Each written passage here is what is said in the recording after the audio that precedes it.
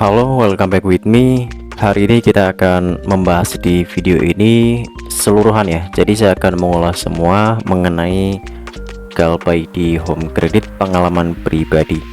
Oke, saya akan ulas semua. Mungkin ini semoga bermanfaat untuk teman-teman. Jadi saya akan berikan beberapa lokasi yang debt collectornya akan datang dan GalPay-nya di nominal angka berapa. Oke, ini adalah GalPay review saya sekarang di bulan November ya. Jadi saya review untuk GalPay ini dari bulan Oktober kemarin dengan angka nominalnya per satu tagihannya 2,5an. Berapa kali hingga sekarang di 3 bulan perjalanan saya melakukan review GalPay di Home Credit, berapa kali dan lokasinya mana saja? Karena di sini saya sudah berkomunikasi juga dengan pihak aplikasi Home Credit. Oke, sebagai wawasan untuk kalian, beberapanya tidak memiliki kantor fisik ya, seperti di Kalimantan dan di Sumatera ada kantor fisik ataupun seperti gerai ya. Namun beberapanya di lokasi-lokasi yang terbilang tidak terjangkau masih ada untuk petugas lapangan dan mitra retail. Jadi bagi kalian yang melakukan GalPay di Home Credit, sudah pastinya nanti akan didatangin, namun tinggal menunggu waktu saja ya, nanti berapa lamanya. Pengalaman saya sendiri, inilah salah satu untuk foto saya dengan pihak debt collector Home Creditnya. Lokasi saya sekarang di Jawa Tengah ya, kurang lebih dari Semarang, sebelum Cirebon, sebelum Purwokerto, sebelum Kebumen juga ya. Saya di daerah situ untuk sekarang dan sesuai domisili KTP saya juga di situ. Namun untuk informasi juga di beberapa rekan teman saya juga, karena saya juga bekerja di Jakarta ya, teman-teman di sana juga banyak yang merantau dan pengalaman mereka juga sharing dengan saya karena mereka tahu saya suka share info seperti ini di channel YouTube ini untuk salah satunya, dan mereka memberikan informasi di daerah Bandung, di daerah Ciamis, daerah Bogor, di daerah Cianjur, di daerah Sukabumi, kemudian Garut, dan beberapanya di Jawa Timur juga ada, di Kediri, di Tulungagung, kemudian di Demak juga ada. Jadi untuk lokasi jauh ini 100% ada, dan pengalaman dari teman-teman juga sering didatangin. Oke, sedikit singkat cerita, di sini saya akan berbagi untuk pengalaman didatangin Home Credit, apa saja yang mereka tanyakan dan bagaimana prosedur yang mereka jalani seperti apa. Oke, 1 bulan pertama mungkin aman ya. Jadi 2 bulan pertama itu saya ditelepon. Seharusnya kalau kalian ditelepon oleh pihak Home Credit, diangkat saja ya, karena tidak apa-apa, mereka akan cuma menanyakan perihal tagihan saja, bagaimana tentang tagihannya. Kalau kalian mengalami kendala untuk pembayarannya, juga disarankan berkomunikasi ke pihak Home Creditnya ya. Jadi disarankan seperti itu. Jika kalian memiliki kendala untuk pembayaran ataupun kalian mungkin sudah di PHK dari pekerjaannya, disarankan berikan komunikasi ya, supaya dari pihak Home Creditnya juga bisa menganalisa dan pembayaran nanti kalian bisa dibayar sesuai dengan kemampuan. Jadi di sini saya akan jelaskan dulu dari pihak Home Credit, dari debt collectornya datang ke rumah kurang lebih 1 bulan 3 kali. Jadi cukup risih juga ya. Mereka selalu datang. Kemarin di hari Jumat di jam 11 siang ya, sebelum melaksanakan itu mereka sudah datang di jam 11.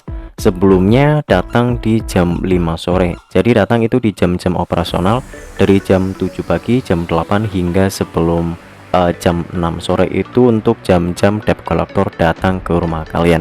Namun ini ketentuan juga, jika debt collector mendapati kalian ada di rumah, mereka akan terus datang ke rumah kalian ya. Jadi pastikan ini, jika kalian ingin menghindari, jangan ada di rumah ya. Jadi pastikan jangan ada di rumah, walaupun kalian tidak di rumah pun tetap akan didatangin, karena dari pihak Home Credit mereka akan terus datang ke lokasi nasabah sesuai dengan KTP-nya. Walaupun tidak ketemu ataupun ketemu pun mereka akan terus datang.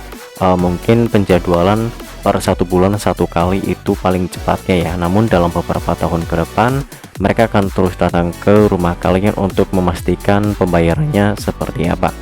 Oke, singkat cerita di sini perihal tagihan dan bagaimana metode pembayaran yang saya lakukan. Tagihan saya nominalnya sekian ya, jadi lumayan sekali. Saya tetap melakukan cicil tagihan ini hingga lunas, kurang lebih masih banyak untuk cicilannya, masih lumayan ya, di beberapa bulan ke depan masih ada. Namun ini sebagai review saja, tidak disarankan untuk teman-teman. Jika kalian masih memiliki pendapatan seperti saya juga, disarankan dilunasin saja karena cukup risih ya, mereka akan terus datang juga ke rumah kalian. Jadi hal yang bisa kalian lakukan misalnya seperti ini: pendapatan bulanan kalian 5 juta rupiah namun kebutuhannya 4 juta rupiah, kalian bisa berikan untuk negosiasi melalui DC ataupun bisa melalui WhatsApp. Saya bisa melakukan pembayaran cicilannya dengan nominalnya 200.000 rupiah. Tinggal diinformasikan saja ke debt collector, mereka juga akan paham ya, karena untuk review sebelumnya saya juga masih mencicil di angka 500.000 rupiah, dan itu sesuai dengan prosedur.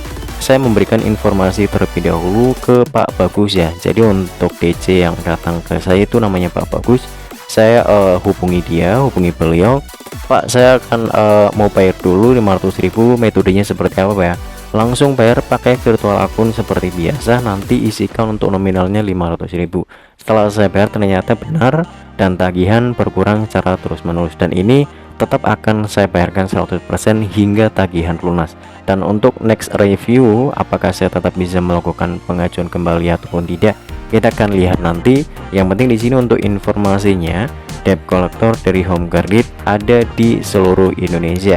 Untuk datangnya kapannya ataupun waktunya kapan itu tidak bisa ditentukan juga, karena 2 minggu ini Pak Bagus masih tidak datang ke rumah ya, karena saya bilang kemarin, Pak saya ada keperluan ke Jakarta ya, ada kerjaan kebetulan. Jadi nanti kalau Bapak datang ke sini tidak ada saya akan tetap melakukan cicil bayar dan saya akan hubungin Pak Bagus. Jadi saya sarankan seperti itu, komunikasi saja dengan pihak debt collector untuk mendapatkan kemudahan melakukan pembayaran dan syukur-syukur tidak datang ke rumah kalian. Jadi barangkali kalian sekarang bingung, pendapatannya tidak cukup untuk melakukan pembayaran di Home Credit. Kalau ada telepon ataupun dari pihak Home Credit menghubungi kalian, saran saya segera dibalas ya, supaya untuk mencegah dari pihak debt collectornya datang ke rumah kalian. Apa saja yang mereka tanyakan cuma tagihan saja ya. Gimana Pak Fikri kemarin tagihannya menunggak ya 3 bulan ya, mau dibayar sekarang, ada uang berapa? Tinggal kalian bilang saja, pokoknya tidak perlu panik ya, karena mereka cuma menanyakan seperti itu. Kalaupun kalian tidak memiliki uang sama sekali juga, tinggal bilang saat sekarang sudah di PHK dan belum memiliki dana untuk melakukan cicilan pinjaman. Insya Allah nanti kalau sudah dapat kerja lagi akan saya cicil kembali tagihannya. Mungkin seperti itu ya, supaya dari pihak Home Credit juga paham kondisi keuangan kalian. Jadi kesimpulannya seperti itu dulu. Jika kalian ada beberapa pertanyaan seputar tentang debt collector Home Credit, datang kapan saja ataupun di lokasinya mana saja, boleh sharing saja di kolom komentar. Jadi mengenai infonya seperti itu dulu. See you next video, sampai jumpa kembali di video berikutnya.